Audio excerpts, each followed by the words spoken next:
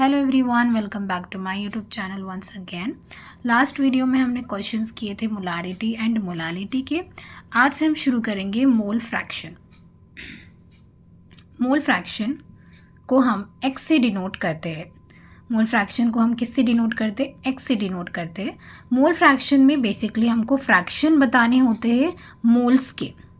Suppose यहाँ पे है, अगर हम दो कंपोनेंट्स ले लेते हैं, this is component A and this is component B. Component A, this is component A, तो इसके मोल्स क्या हो जाएंगे? N A. तो बेसिकली एन हम मोल्स को डिनोट करने के लिए यूज़ करते हैं। तो कंपोनेंट ए के जो मोल्स होंगे वो कितने होंगे? N A. कंपोनेंट बी के जो मोल्स होंगे वो एन बी हो जाएंगे, राइट।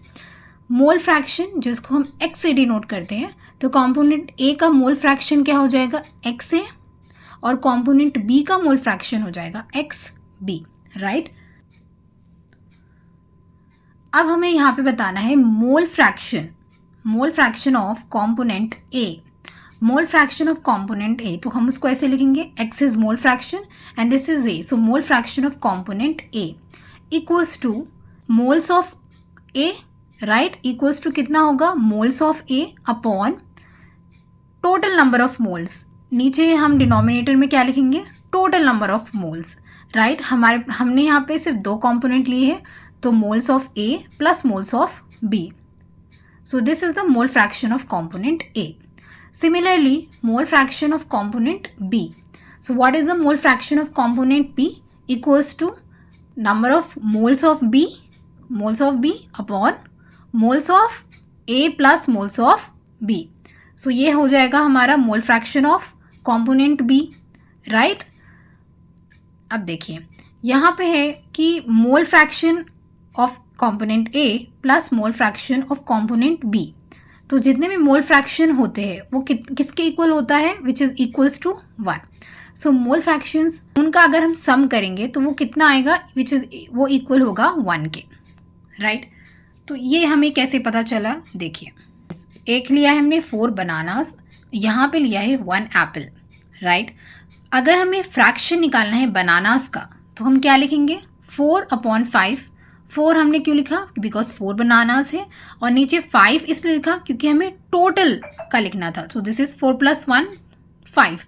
सो फ्रैक्शन ऑफ बनाना क्या हो जाएगा? 4/5। और वही फ्रैक्शन ऑफ एप्पल अगर पूछा तो हमारा क्या हो जाएगा? 1/5। 1 क्यों? बिकॉज 1 एप्पल, और 5 because total number of 5। So 4/5 plus 1/5 अगर हम दोनों को सम करेंगे तो ये हमारा हो जाएगा which is equals to 1, right.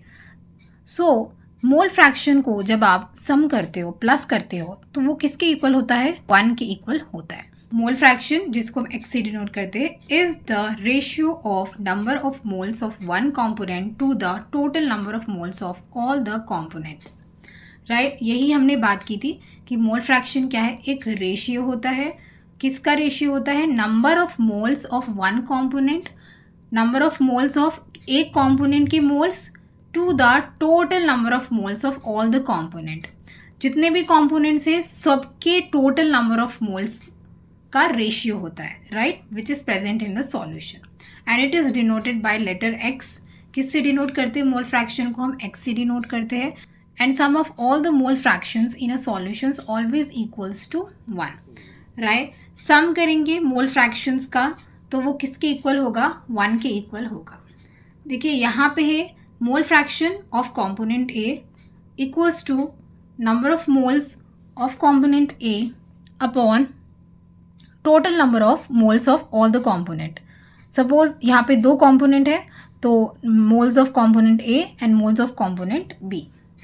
दूसरे में क्या बताया था? That sum of all the mole fractions को अगर आप सम करोगे तो वो किसके इक्वल होगा? Which is always equals to 1।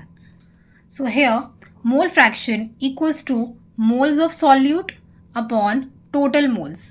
Component जो आपने लिया है उसके मोल्स अपॉन टोटल मोल्स मतलब सॉल्यूट प्लस सॉल्वेंट का मोल्स। 2 से ज़्यादा कंपोनेंट है, more than 2 components, suppose A B C D, right, 4 components हो गए।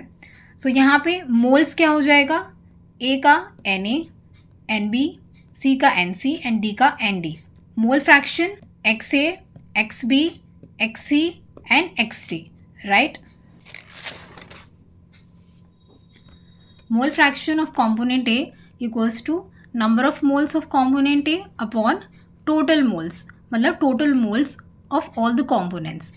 Moles of A plus moles of B plus moles of C plus moles of D. Mole fraction of B हम कैसे निकालेंगे? Mole fraction of B equals to moles of B upon moles of A plus moles of B plus moles of C plus moles of D. Mole fraction अगर C का निकालना है तो कैसे निकालेंगे? Mole fraction of C equals to moles of C upon moles of A plus moles of B plus moles of C plus moles of D. Similarly, mole fraction of D equals to moles of D upon moles of A plus moles of B plus moles of C and moles of D. जिस भी component का आपको mole fraction निकालना है उसके moles हम ऊपर लिखेंगे, जितने भी कंपोनेंट्स हैं उन सब के मोल्स को हम नीचे डिनोमिनेटर में लिखेंगे.